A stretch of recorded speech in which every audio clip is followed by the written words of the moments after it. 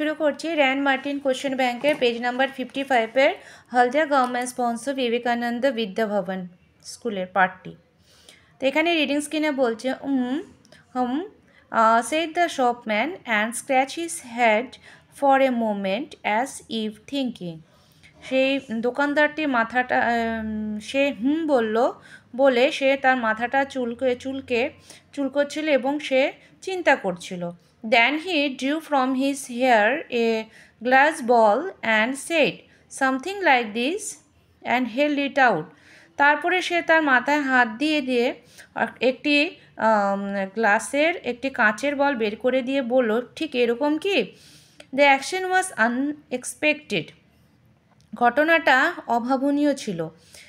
I had seen the trick done at magic show but I had not expected it here। আমি এর আগে ঘটনাটি দেখেছি magic শোতে, কিন্তু এখানে এই ঘটনাটা ঘটবে সেটা আমি আশা করিনি। That's good, I said with a laugh। বাহ, খুব ভালো, আমি হেসে বললাম। Is not it? said the shopman। দোকানদার বলল, এটা কি? এটা নয় কি? Gibb stretched out his hand to take this object and found merely a blank palm। Give হাতটা বাড়িয়ে দিল সেই অবজেক্টটি নেওয়ার জন্য, কিন্তু তার হাতে সেটা খালি এলো, মানে তার হাতের তালুটি ঠিক খালি আসলো। এরপরে আসছি number A question, complete the following sentences with information from the text. Text এখানে বলছে পুরো বাক্যটি শেষ করতে হবে। Number 1, to the narrator the action of the shopman was, এখানে অ্যান্সারটি হবে আনএক্সপেক্টেড। ওকে, সেখানে অ্যান্সার হবে আনএক্সপেক্টেড। এরপরে নাম্বার 2তে বলছে the trick of the shopman was seen at, number 2 হবে magic shows but I had not expected it here. Number 3, Gip stretched out his hand to take this object and found merely a blank palm হলো। তারপরে number 4 বলছে when he reached out Gip found, এখানে অ্যান্সারটি হবে merely a blank palm। এরপরে choose the correct answer from the given alternative. বলছে the glass ball was drawn from the shopman's. কোথা থেকে গ্লাস বলটি আসলো শপম্যানের? কী হবে, হেড, হেয়ার না পকেট, কোনটা হবে? এখানে অ্যান্সার হবে আমাদের হেড, নাম্বার 1 হবে, সরি হেয়ার, বি নাম্বারের। তারপরেরটি বলছে the narrator had seen the trick before, never before, for the first time. ও আগেও দেখেছে, তো এখানে হবে বিফোর। নাম্বার 3 বলছে I in the passage refers to give the shopman the gives father, তো এখানে অ্যান্সারটি হবে গিভ, আমি এখানে লিখেছি গিভ। এর পরেরটি বলছে number 4, the shopman was scratching his head as if he was, কি বলছে, thinking, puzzle, showing a trick, এখানে অ্যান্সারটি হবে থিঙ্কিং। এরপর নাম্বার 3 বলছে answer the following question, that's good, I said with love, আমি হেসে বললাম এটা বেশ ভালো। Who said this, what was good, কোনটা ভালো ছিল? অ্যান্সার হবে give said this the trick which was done by the shopman that was good হলো। এরপরে আসছি আমরা গ্রামার অ্যান্ড ভোকাবুলারিতে। তো এখানে গ্রামারে বলছে fill in the blank with appropriate articles, হবে I ate, এখানে হবে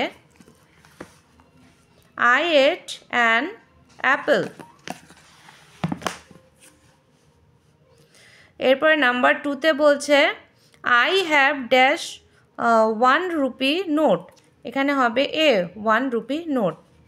number 3, he has dash MA degree in English, এখানে অ্যান্সার হবে an MA degree in English হয়ে গেল।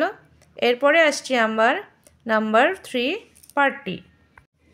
নাম্বার 3তে বলছে Fill in the blanks with suitable collective noun. A dash of wolves was howling in the jungle. A dash of wolves, এখানে answer হবে a pack of wolves. Number 2, the dash of bees buzzed around the hive. এটা হবে the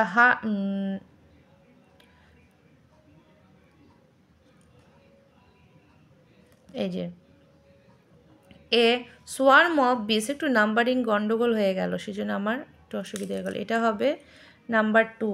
ওকে,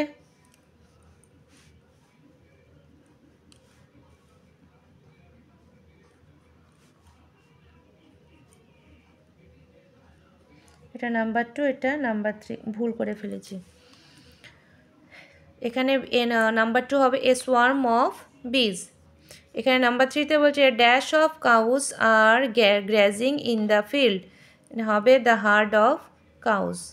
হয়ে গেল। Number 4 বলছে complete the sentences with using present continuous tense in the verb in the bracket, given in the bracket. তো এখানে bracket আছে, present continuous টেন্সে করতে হবে। তো প্রেজেন্ট কন্টিনিউয়াস টেন্স আমরা সবাই জানি কি ভার্ব হবে, বি ভার্ব হবে, ইজ হবে, ইয়াজ, অ্যাম, ইজ, আর এগুলো থাকবে, তার সঙ্গে ভার্বের সাথে আইএনজি যোগ হবে।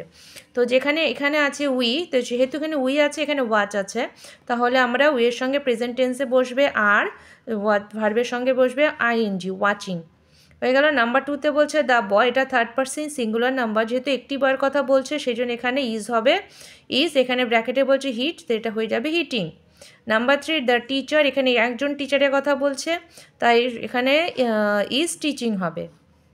হয়ে গেল। এরপর নাম্বার 5-এ বলছে change the following statement into questions.